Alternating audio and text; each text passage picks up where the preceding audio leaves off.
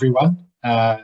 Yes, as I said, it's thank you for the introduction, and it's on behalf of SKOV Asia, I'd like to thank you, the organisers, for allowing us to talk today, and I hope today it'll be of some interest to you in terms of what we're doing as SKOV as a company and how we're helping you manage your livestock performance through digital solutions and improving your productivity and output.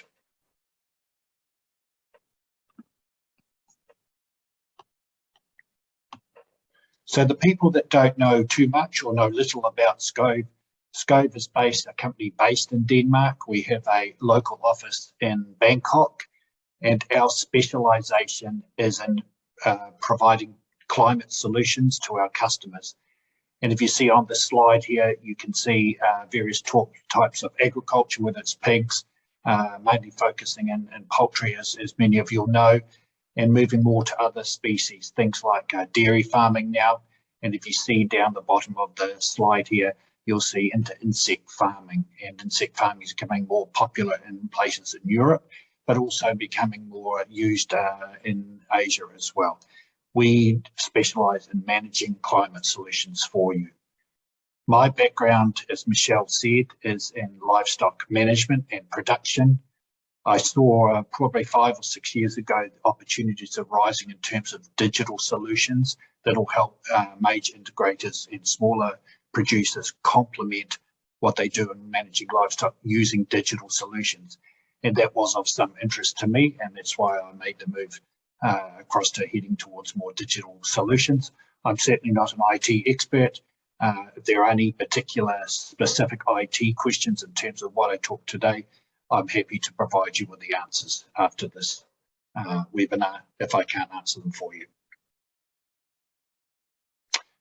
Okay, so let's talk a little about the topic. I talk to people about IoT. Some people get a little bit confused about that and what it means. But if you want to call it a textbook explanation, is physical objects with sensors and processing ability and software that are able to connect and exchange data with other devices and systems.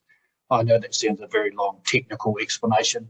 I'm a chicken guy. I like to keep things simple. So in simple terms to me, it's basically a box that can receive data from sensors, whether it's temperature or other type of ammonia, and it can send it somewhere. So you have a box in simple terms on the side of your chicken house, and it's able to sense what's happening in the chicken house and send that information somewhere into the cloud, and where it can be used and analysed and used in the future. And more importantly, most importantly, I should say, is it's all done via the internet. So again, to make things simple, I ask people when I give these presentations, are you using IoT around your house? Many people look at me with a strange look or a surprised look on their face and say, no, no, no. But if we look at the slide here, this may ring some bells or make people aware how IoT is being used more and more, even around your house. So here's a slide here showing some of the options and items that are being used, that are being monitored through IoT. So remember, receiving data, sending it, and traditionally that's going to people's iPhones or iPads. So you can make changes in your own house now as you're driving home. You can turn on your heater, you can turn on your lighting, pull the blinds up or down, depending on what you're doing, all remotely. And that's in simple terms the use of IoT. So IoT is here already, opening your door before you arrive. So that sort of thing's in use. In my own situation here, I looked around over the last few days, and here's 2 examples in my own home here in New Zealand. I put up a solar-powered security camera about 2 or 3 months ago, really as a trial. This came from overseas, working perfectly. I can now look on my phone and monitor if I need to any activity around the back of my house. It even picks up human activity. So that's a perfect example of IoT. On the right-hand side, you'll see an image here, and that's from a heat pump or a heating cooling system I have in a holiday house 500 kilometres away from my house. Again, I can now look at my phone, pull up the app, and if I'm driving down from my holiday house, I can turn the heat pump on and have it nice and warm when I arrive. So these are good examples of what people are doing in terms of IoT. If we focus more on what we're talking about today, our agricultural side of things, from my reading, I learned that the IoT systems or strategy was started in I think in the early 90s in America. And if you look in the middle of the screen here, you'll see the tractor. And a lot of work was done early on in terms of intensive cropping and driving tractors and harvesting and ploughing. So they were using IoT to basically steer the tractors around the fields to make them as efficient as possible. But if you look here over on the left-hand side here, things like plant sensors are being used. I read about agriculture in Korea, South Korea, using intensive glasshouse production, using sensors and plant sensors to dramatically increase yield in glasshouses. So things like changes in temperature, changes in humidity, changes in water temperature are now being closely monitored and analysed and being sent through and reacted on very quickly. Going across to agricultural bots, so robots, if you want to call it, more and more, especially a country like my country, New Zealand, robots are being used more and more simply because our labour is in such short supply. You'll also be aware of agricultural drones being used around the world. Things like potato farmers in Europe or people that grow potatoes in Europe are flying drones over crops to determine when they're ready. And that's all been sent over to the right-hand side here, some sort of data hub. And that gives the farmers or the producers the ability to really look at the data and really optimize their performance. So that's a few examples of what's been done in other parts of agriculture. So in simple terms, I talk a lot about what we call smart farming. So basically that's managing farms using modern information and obviously communication technology to increase quality and quantity of what we produce. And the other one down the bottom, while optimizing human labor. And it's human labor, if we want to call it worldwide, is especially in agriculture, is becoming more and more in short supply. We must get more and more efficient about basically how we run our businesses, but also the factor of the shortage of human labor. So whatever we can do in terms of using technology to help minimize our labor input, especially in businesses that have been severely affected over the last 2 years in terms of the worldwide pandemic. And that really has put pressure on the limited labor supply that have been operated into many agricultural businesses. So that's what we call smart farming. And what are the benefits of smart farming? And basically, in simple terms, using the IoT. The good thing about it is whatever's being monitored and set up correctly, it runs 24 hours a day, 7 days a week, 365 days of the year. Many farming operations I visit, I talk about measuring data and they say, yes, no problem, we do that, no problem. My answer always that is, do you do it at 2 a.m. in the morning? Do you do it at 6 a.m. on Sunday morning? Are you awake at 1 a.m. on Tuesday morning? Generally, the answer is no. So this is where this automation helps. Basically, we can get consistent data recording and uptake of data to be used on a consistent long-term basis. More and more integrations and larger businesses around Asia. I can think of obviously the big businesses in Thailand and Malaysia, the poultry business. They're expanding to other countries, other locations around their own countries, but also in countries within Asia. One company in Malaysia I know is growing birds and obviously now in the Philippines now and Vietnam, and looking for other expansion as well. So using this data and having it readily available is available within your own country, other countries, and right around the world. And the important thing there is the human factor versus automated data.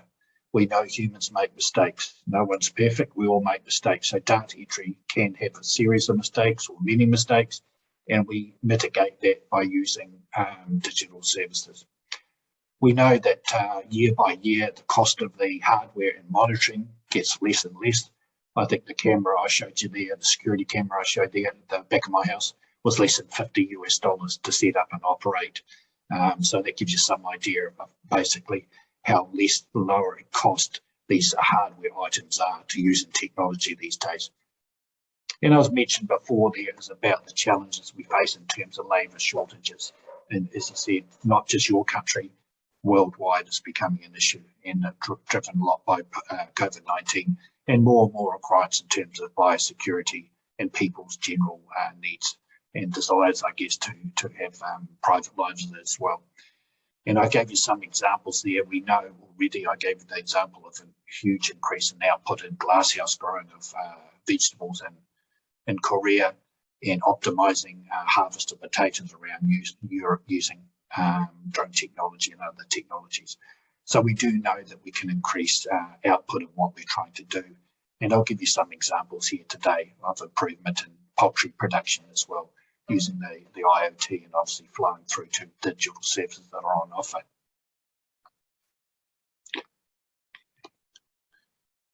So let's look at how we collect data right at the very beginning. We need that data. How have we done it traditionally, and what's the new ways of doing it? Okay, and the many farm visits I've made around Asia in the last 12 years, I see and have seen these big large boards when you come onto a big farm, and data being manually transcribed onto a board, and then someone at the end of the week will put that data in and send it through to the office, and generally on an Excel spreadsheet. Again, labour intensive and also prone for people making errors. So we'd like to think a lot of this manual input, especially when people are short of labour and very busy, we want to think that we can improve on that as a company. As I said, and SKOV is certainly working towards making this a lot easier for the people on the farms, and also the people that are the key decision makers.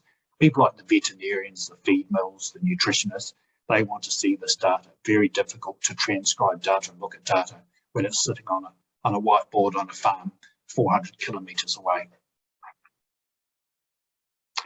So the people that are aware of SKOV, you'll know, obviously we're well known for our ventilation systems, but also equally well known for our controllers, we call our climate, whether it can be a climate or a production controller or both. I like to think this, I like to call this as the brain. This is the brains of the operation, if you want to call it that. You can see an example of our DOL 539 controller. And what that controller is able to do, it's able to take up or use those sensors that we've got throughout the poultry house. And you can see all sorts of examples here, whether it's feed weighing, whether it's egg counting, whether it's a light sensor inside your house, weighing the birds automatically. Obviously, looking at key things like measuring water intake, feed intake is important, whether it doesn't matter what species of bird you're growing, very, very important. Things like CO2 and ammonia, very important in terms of animal welfare, that's being looked at more and more. So this controller's got the ability to send data, collect data, and send it through to where it wants to be, obviously through our internet system. Also, the controller has the ability to also have manual entries as well. So you may want to put in your mortality for the day, the number of floor eggs if you are producing, obviously hatching eggs, or table eggs, and also things like manual entries of feed delivery. So it can be automated, obviously, which is what we want, and also can be manual, which is less and less what we want. So this is what is on offer in terms of to our customers, our existing customers and new customers, in terms of using this information to run digital services. So when we go to a potential customer or a customer that may have some SKOV controllers, we say to them, they say, look, we can't use your systems because we haven't got a SKOV controller. We do have a solution for that, and this is really the topic of today's talk, is the IoT box. Remember, as I said in simple terms, it's a box and it's used to collect the data or the sensing data. You can see here some examples here, whether it's light, whether it's ammonia, whether it's CO2, and that can go into the box, obviously, and that information can be sent through the cellular network up into the cloud and can be used for, as we said, for the data analysis and also producing our solutions and applications. So this is a viable option in terms of specifically not using one of our own products. Okay, so when we're looking at our digital solutions, we need a platform, and basically, I'm going to call it, I like to try to make it similar to something like an iPhone. We need an operating system. We need a platform to run what we do in our application. So, as I said, what's the advantage of once we implement a platform, or what we call in SKOV, our platform is Farm Online Plus. So that's what we use. And so what does that do is a bit repetitious here, but it gives the ability to access real-time data from the farms. And also it gives the option to have validated and structured data, as we've talked about before. And also we're trying to eliminate the manual data capture. And also it gives you the opportunity, as I said before, you're not running around spending 2 hours putting entries into spreadsheets every week. This is all automated for you. And also the things like using the IoT box, that can also help to avoid things like cyber attacks onto your farm PCs. So you can actually bypass any potential security threats in terms of having something available for cyber attack within the farm itself.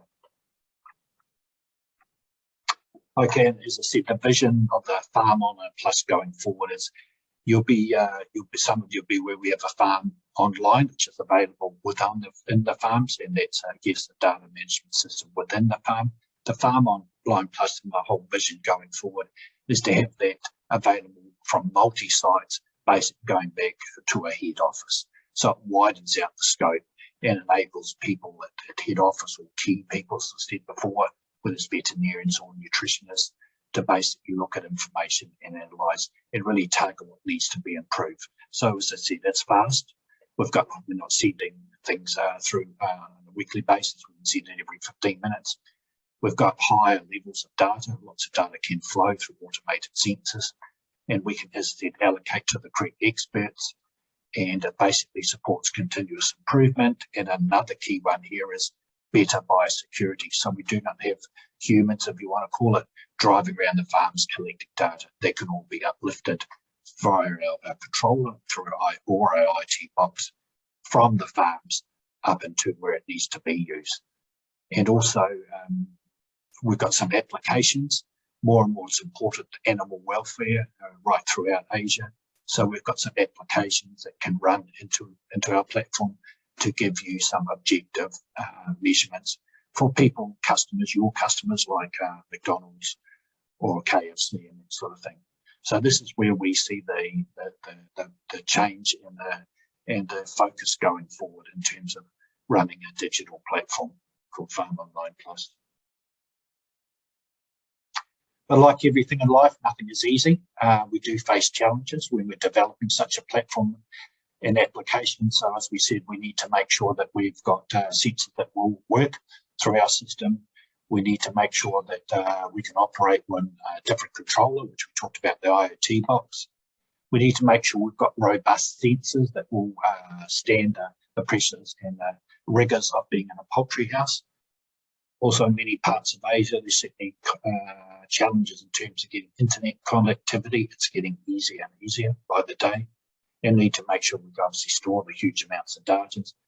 And also we can, get this platform up and rolling, and we can roll it out to people and help them implement it with their own system. So, there's lots of good, but there are also challenges as well, which we're actively working on as a group. We've got a large group of developers and people that are developing this platform. I think there's 5 separate groups around the world, Malaysia, Russia, I think 2 in Germany, and some in Denmark as well.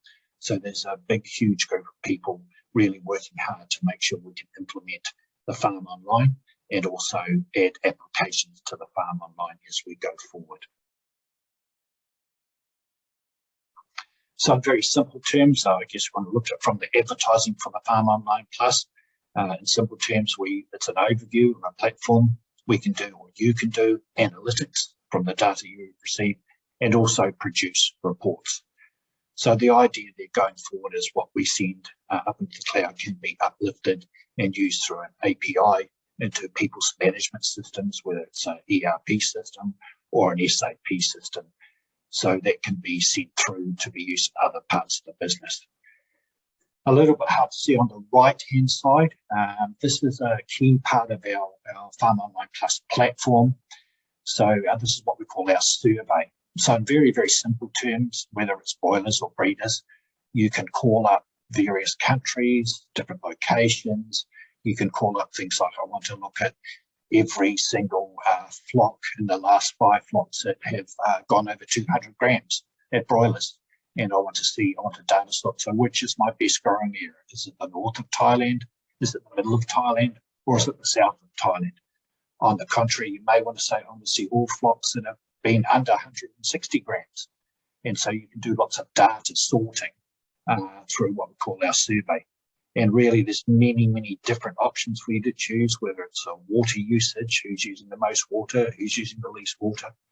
Also in here, we can also produce individual graphs on what's happening. If you point in certain areas, you can produce a graph for people that don't like seeing tables. And also we've implemented a traffic light system. So very simple, green is good, amber is, hey, you may need to look out, and red is, you need to look at this. And you can set your own parameters or your limits, I guess, in terms of that traffic light system. So very quickly, as you create your own screenshot or what you're interested in, you can see what is green, what is red, and what is amber. So people like a broiler manager that's got a lot of farms, a lot of locations, he can quickly have his own, you can individualize what you want to see. So obviously the feed mill manager may not see what you want to see. He may be interested in other parts. You're interested in first week weights. So you can individualize your desktop view to see what you want to see. So all sorts of data sorting. You can historically review data as well, and also monitor current flocks as well. So that's just one screenshot of what the survey and the Farm Online Plus can offer you as a manager. Again, we talk about visions. Vision going forward is our platform will be used right throughout the whole of your integration. So obviously integrated businesses, you can use that, as I said, may mention of veterinarians, quality people, feed mills, hatcheries. They'll all be taken into this platform and they'll be able to use the information that comes through. So right now, the focus with SKOV is at the breeder and the broiler level, but it's being expanded out more and more to things like feed weighing and sending feed information directly to your feed mill. And then you can start automating your manufacture of feed, but also things like your feed delivery as well. So I said the solutions or applications, I like to call them, cloud-based. You can send information through your ERP systems, through or SAP through an API, and it gives the ability to combine, analyze, and report. And the big thing is we say multi-sites and right through the value chain. So that's where we see the process and the progress going forward of what we're producing. And that is exactly the same as our competitors as well, same sort of strategy. Okay, as I said, from a chicken side of things, I always like to keep things very simple. So as I said, we've got our Farm Online platform, and then part of the platform is we offer you applications. And in very simple terms, I like to use my iPhone here as an example. I say to people, if I want to lose weight, I choose an application, I pay $4.99 a month, and I get that information on a monthly basis. So that's where we see what we do going forward and how price going forward. So you can pick and choose what application suits you. So obviously, if you're a breeder operation, you're certainly not interested in a broiler weight predictor. So what we'll do is we'll provide different applications for different parts of the value chain, and people can choose whatever they like. So it's subscription based and similar to what you'll see on any iPhone. Okay, so I think it's important to look at how we actually go about developing smart farming solutions. Just look at the process. So just to repeat, we need to get that information, we need to handle it, we need to store it, we need to create the analytics and the data science of it, and also most importantly for people on the farm, we need to make it usable. It's got to be there on your iPhone or there on your iPad or there on your laptop, instantly available and make good sense to you. So how do we go about doing it? And what are we looking at? So the other thing is how do we go about doing it? But more importantly is what can we actually look at? So very quickly, if you think about inside your chicken house, things like water, obviously very key, house climate, things like camera technology, which I'll talk quite a bit about towards the end of the presentation, Feed, really important as well. Bird weighing, people doing work using IoT, measuring the audio or the noise coming from flocks. So there's, if you want to call it, there's many options in terms of what you may want to look at in terms of producing applications. But we know certainly from a broiler point of view, and also obviously a breeder point of view, doesn't matter what species you're using in poultry or any other animal, things like feed and water are critical. And also, the climate welfare as well, welfare and climate measurements, and especially in terms of CO2, carbon monoxide and ammonia. So this is where we see the focus on certainly building our first few applications anyway. So the cycle of developing an application. So obviously we need the sensors. We need to make sure that we're collecting the data, storing the data, analysing the data, producing new insights, and eventually applications for our producers, and then implementing them in the production house and seeing how they do work. And then if we need new sensors or we're happy with that, we can use that application going forward. But we may want to look at something else. So how do we go about producing a new sensor that can fit into the IoT box, and how do we analyse that new information? So I guess that's the development cycle, if you want to call, of producing a new application from the options that we've showed you there in the previous slide. Okay, and really probably not the best graphic here, but I took this from a company that was produced in 2020. So basically we look down the bottom of the pyramid. So you leave that data analysis and the sorting and science to us. From our point of view, from a SKOV and a development point of view, we collect the big data. We look at what sort of information, I guess, would be useful to you. We provide you, as you go further up the pyramid, the green part, we provide you with the knowledge and the know-how to use that application. And hopefully at the very top of the pyramid, we give you the wisdom. So we give you the learnings and how to best manage and make your production more and more efficient. So down the bottom, I'm saying leave to us, and further to the top, leave it to your advisors or to yourself that operating the farm to get those learnings and use those applications. So smartphone IoT in action. I'll just go through 2 or 3, I guess, application developments series that we're doing to help to complement and add to our Farm Online Plus platform. So the first one is trend warnings. So people that are familiar with controllers and things like growing chickens, these are Ross 308 broiler. This is an example of what you would traditionally set up in, say, one of your controllers. So on the left-hand side of the axis here, this is obviously a daily feed intake graph here. On the left-hand side is grams per day. On the x-axis, you've got numbers of days. And you'll see what you would get that from the breeding company in terms of what you would expect the birds to eat per day. And then in most controllers now, you can set a limit plus or minus 10%. So if the birds consume too much or if they consume too little, that will send you an alarm and that will let you know, hey, there's something wrong. Okay, so very simple, plus or minus 10%. So if we look at this line here, and there's some actual intake that was taken from some of our trial flocks, you can go through periods of time where you get no alarms. And if you look at this graph here, I think I looked at there today, about 8 or 9 days before you have your first warning there at 90 days, and you're starting getting to your second warning about 8 or 9 days later. And if you look carefully through the lines here, there's periods, I think it's 2 or 3 periods in blue here, where you see the birds actually reducing intake. So just after around 21 days, and then 25 days, and just before you would get that alarm. So you've got a period of 8 or 9 days where you would not get alarm, but you've effectively had 3 reductions in feed intake. And for people that grow broilers, they know you do not want to have any reduction in feed intake if you can possibly help it. Especially if you're growing birds to low live weights, what I consider low live weights, so somewhere like Indonesia or Philippines, where it might be 1.5 or 1.6 kgs, every single day is critical that those birds eat increasing amounts on a daily basis. So that's what we call, I guess, traditional growing birds and traditional letting you know when things were going wrong. So the other thing you find, I'll just play, hopefully this video will play. So nothing in agriculture or animals or vegetables is always the same. Man, this is a very good graphic here. It was led to me one of my ex-colleagues in SKOV before, showing sorting out unusual or unripened tomatoes in the processing line. And the reason why we use this video is to demonstrate that not every single chicken flock that arrives to your farm is the same. Broilers, breeders, it makes no difference. They have their own uniqueness, I guess, if you want to call it.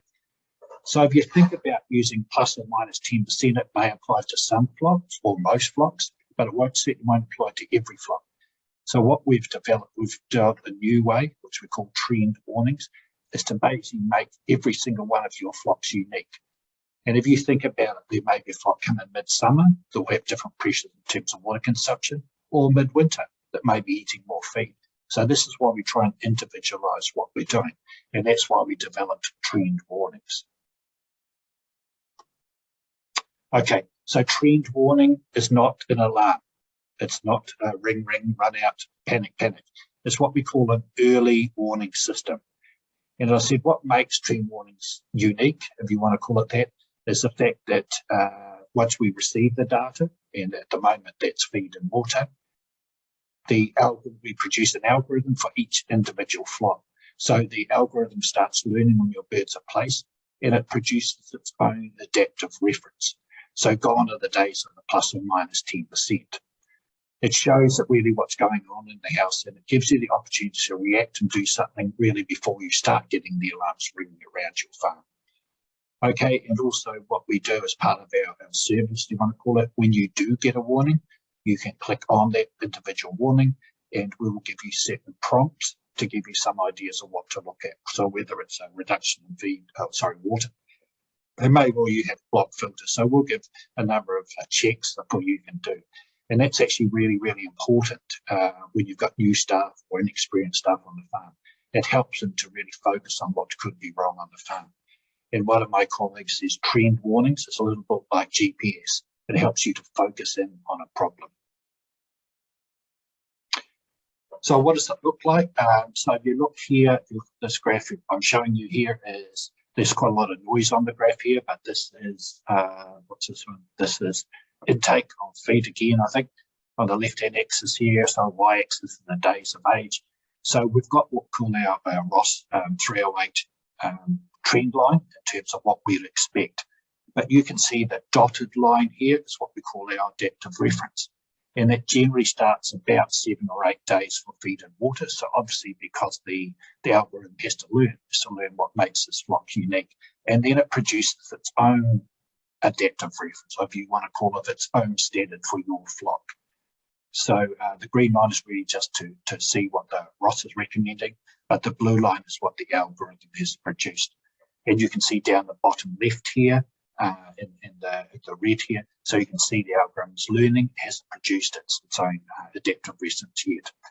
And over on the right-hand side there, you can see various forms of trend warnings. So there's 4 different types of trend warnings.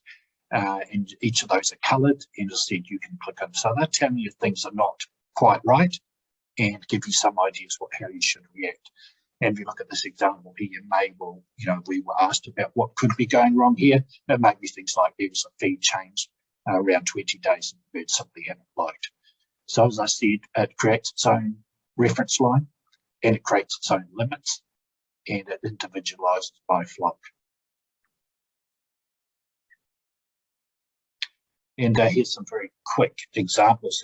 We used this in a big company in the Middle East in 2021 over quite a number of broiler houses. So if you look on the right-hand graph here, these are 6 houses. I think it was 100,000 birds total in these 6 houses. If you look on the left-hand side here, the start of the trial, so the very beginning of the trial before people really understood about the trend warnings, and you can see there's quite a few warnings here early on in the flock. As you look on the right-hand side, it's a bit of a before and after. You can see that the adaptive reference line and very few warnings on the right-hand side. So the company people started using the trend warnings, started making corrective actions, so they reduced the number of warnings on the next flock. And what did that mean? That mean dollars. There was definitely improvement in performance.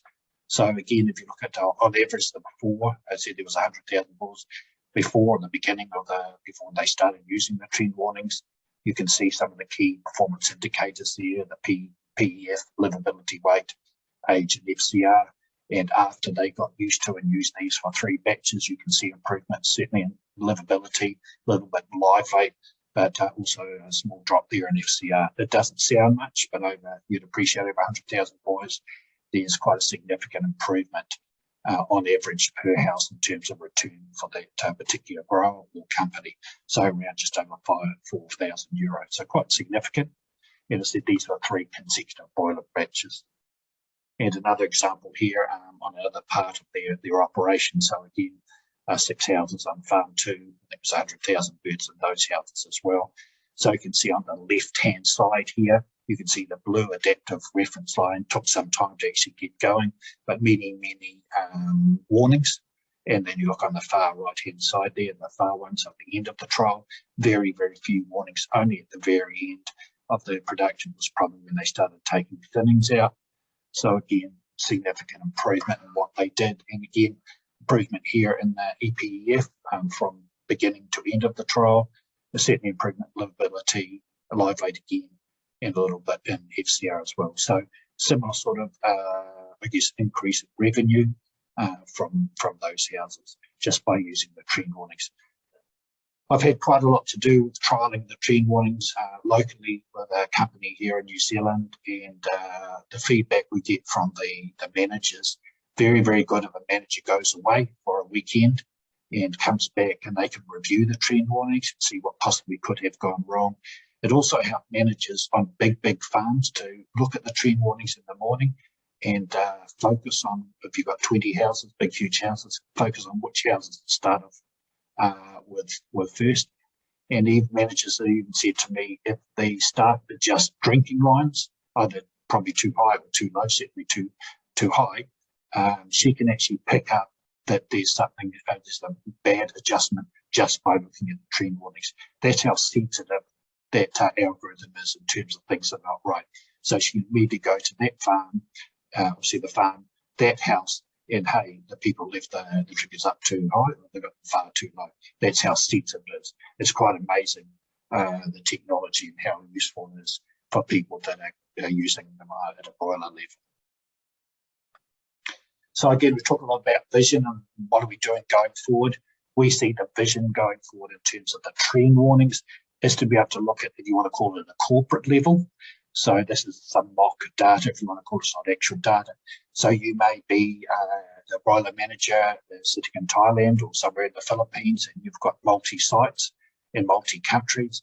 So you call the nutritionist or the veterinarian, you can quickly pull up, if you want to call it a geographical area or a country area, and there'll be an accumulation of the different warnings. So remember, there's 4 types of warnings. You've got the drift warning, the deviation, the stagnation, and the reduction. I won't explain them today, but there's 4 different types of warnings, and you can collate and then you can analyze and you can summarize the different warnings by different areas or different countries. So that gives you an idea of, hey, we've had a big reduction, for example, big reduction in feed intake. So I need to ring my friend, the nutritionist, to have a look at the feed content, possibly what's happening in northern Thailand or southern Malaysia. We've had a big increase in water consumption in a certain area. Is it climatic, or is it feed, or is it health related? So that's where we see it going forward. We use it at the corporate level, and we'll get an accumulation of the different warnings, and that'll help the key decision makers in their livestock management. Okay, I'll keep moving. So slaughter weight prediction, this is another one of, you call it our applications, very important obviously for processing plants. So we're using algorithms, and these algorithms are based on automated feed intake, and they're able to give you predictions on broilers growing up to 5 days before the first depletion. And right now they're only suited for what you want to call it a standard broiler, so no slow growing or coloured birds or anything like that. They are being commercialised in Europe, and the company's seeking other partners to trial this around the world. So using automation and digitalization. And this is if you were the kill planner or the broiler manager, looking what do you believe the bird's going to do on any one day. So quickly here on this graph, you can see down the bottom is the day and the time. So we can predict right down to time. So you can see what the birds are actually weighing now in terms of the model and the algorithm. And then you can actually go forward and decide where you're going to kill the birds at 32 days or 34 days. And that'll give you the predicted weight. So quite amazing what's happening in terms of this as well. So this is, I would say, a traditional poultry farmer, very conservative person, been growing birds for a long time, had the 308 bird, does 7 rotations a year. So you can see his statistics here, a hit rate, as he calls it, of 85%. So that's predicting to get plus or minus 50 grams, 3 to 4 days from slaughter, which coming from a broiler manager's experience, that is actually a very, very good hit rate. And in his words, it's not too bad.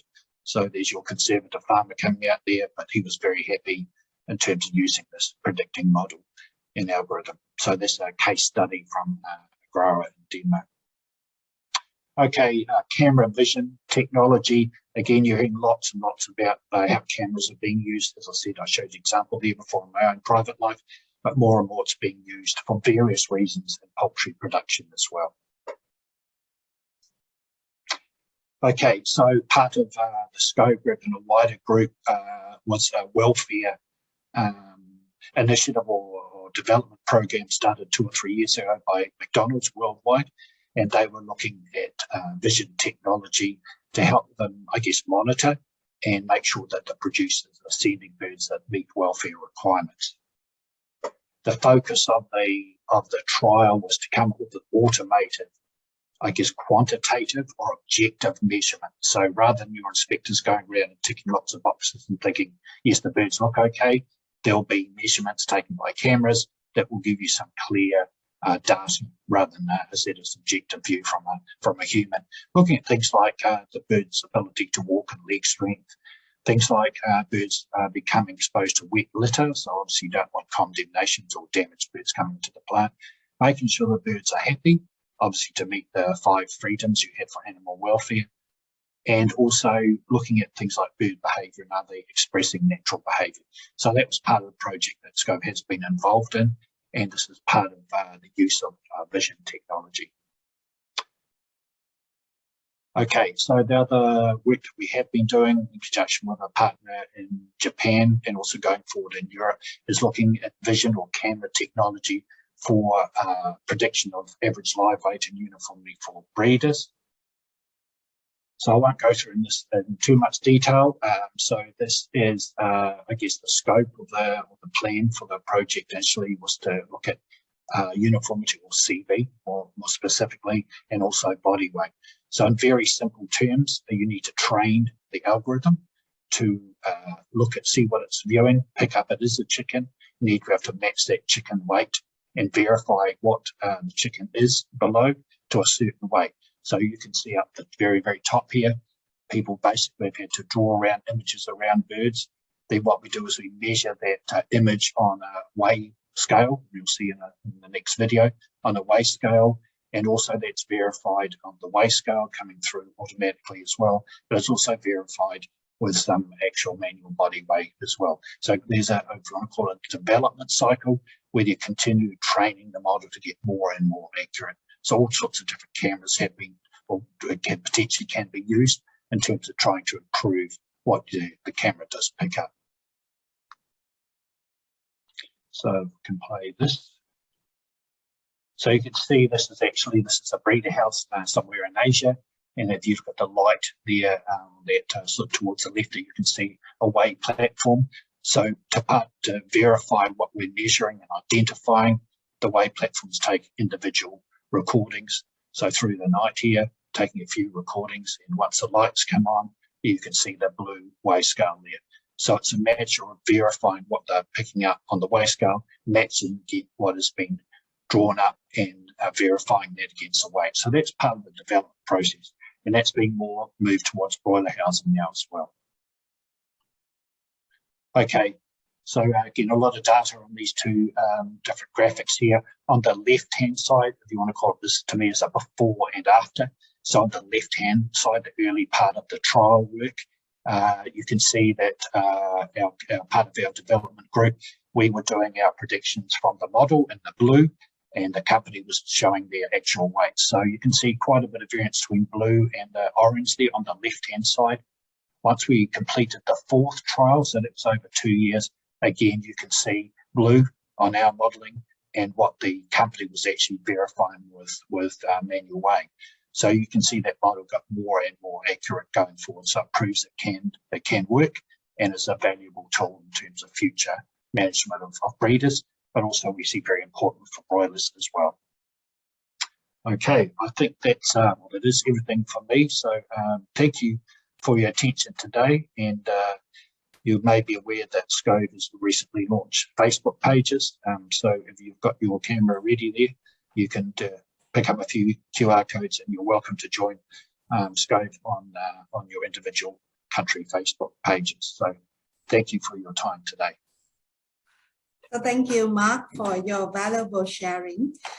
Looks like we have a lot of interest in your products. That I received a lot of questions in the Q&A box. So I saw that many questions related to the internet connection, where some some country like Philippines, we have very poor internet connectivity, or some farm located in the rural area. So will this make your product like a big challenge for the farmers or for the farm owners? Yeah, I mean, that honestly is yes. I think it's like everything. Everything would have to be taken on an individual basis. We know technology is improving all the time. And just as an example, I know that the situation we had when we did the camera trial in a country in Asia, the conductivity of that particular farm was very poor. And we actually used some of our SKOV equipment to enhance the network on that particular farm by using our own equipment, and that actually certainly helped to improve the internet conductivity. So it's a case-by-case basis, and as I said, we have got different methods that we can use to try and improve things. So yes, so it's, I said, case-by-case basis. That's my answer to that. Yes. Okay, thank you. So next question, concerned about the security data production. So yes. Got the audience that asking about a question using this IoT solution. How is the data protection level? So who else can access to the data apart from the farm management? Can you share your ideas? Okay, that's a good question. Thank you for that question. I knew I should have studied up on this, but our company uses it's a Microsoft product in terms of data security, and that's used commonly by the bigger companies around the world. Also, they also have independent auditors or checkers to try and break into the system. So that's done on a regular basis. If people want individual information about security, just please email me later and I can share that with you. Also, what we have in place is only authorised people can have access to that information. So you've got to be set up as an authorised user within the company. So we just don't share it around to anyone. So you'd have to get particular permission from your supervisors or your bosses to have access to that data. So it's on a person-by-person basis, subject to the approval of our customers' company. All right, it's really amazing. So next question from Vietnamese audience. How many staff that need to operate this system? So what kind of skill that the staff need to equip before operating this system? Well, yeah, I guess the answer is to have as few staff as possible. So once everything's automated in terms of operating the system, there should be no staff needing to operate. We have what we call an onboarding manager. The key thing is to train people how to use the applications in the platform. So it's more an individual training process. And once it's up and operating, you shouldn't need people to be sitting there, adding in or putting information into the system. we've found that generally what we do is we work initially with the IT specialists within the company to set up what needs to be set up the email addresses, set up the API, and then what we can do, we can bring in our onboarding manager or managers, he's getting some assistance as well, to help the individual people train, whether it's the farm people, whether it's the nutrition person or the veterinarian. All right. So if you interest further in buy this solution, please leave your contact detail in the chat box so that SKOV team can contact you right after this webinar. Yes. So the next question, I think, about the farm population. So what is the farm population to consider for this smart farming to see the cost benefit? Yeah. Yeah, that's a good point. Obviously that, the system is scalable. So for big operations, I recently visited the Philippines and I saw many, if you want to call it smaller producers, individual contractors that may have a number of sites. And to me, I think this information, especially in terms of the survey module, would be extremely useful. So the answer very simply is it's scalable to large operations, but also can be used for small operations. So the person may have 2 farms, 3 farms, 12 houses. So it can be scaled from small to large as well.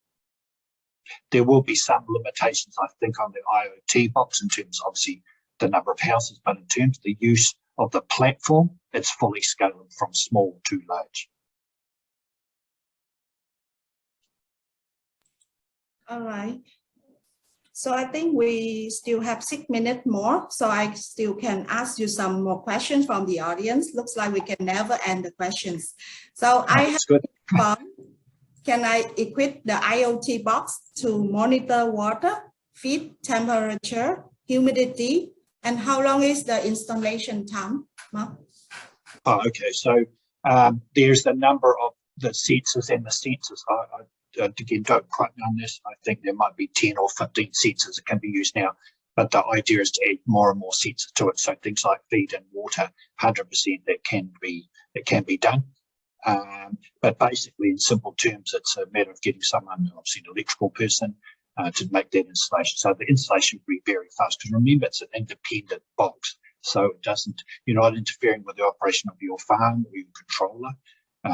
You're basically adding that box in and obviously getting a power supply and setting up the sensor. So that'd be a very short time to set up that box. But the simple, as I said, climate and management, that can be done now. And as I said, the goal going forward is to add more and more sensors to that IoT box. Thank you, Mark, for your sharing.